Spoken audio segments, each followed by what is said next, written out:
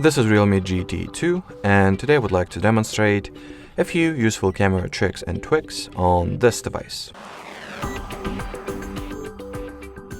So to start, I would like to demonstrate how you can enter the camera Pro mode. Basically, what Pro mode in almost all cameras, mobile cameras rather, is the mode that provides you with more manual control over the pictures that you will shoot, which basically implies in you being able to tweak and manually change some of the camera parameters. So in order to enter it, you will need to go for the More section, then tap at the Pro over here.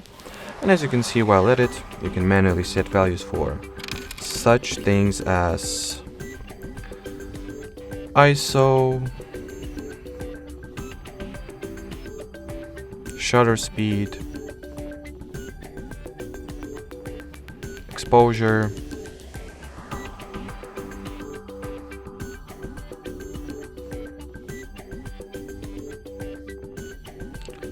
focus distance,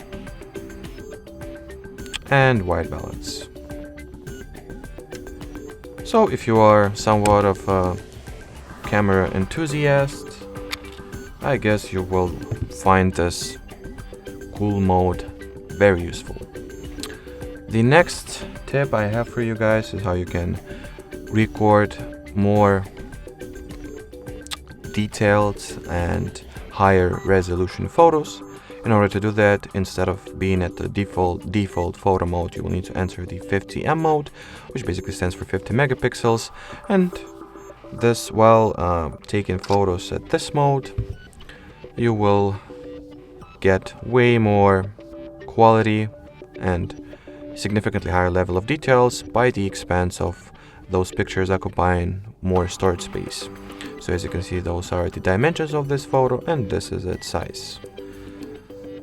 So moving on to the next option I wanted to share with you, you will be able to find it at the More section as well. It is called the Dual View Video.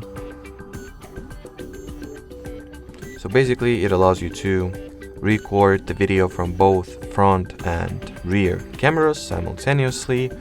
So let me quickly demonstrate that to you. So as you can see, once enabled, it shows the picture from both main and selfie cameras. You can change the layout by tapping over here, or well, not over there, excuse me. Let me re-enter it. So by tapping over here, and in here you can either go for the split layout, round layout, or rectangle. You can also change which camera shows which image and move the view from other camera like that, however you please. And final tip I have for you guys today, that's rather a small one.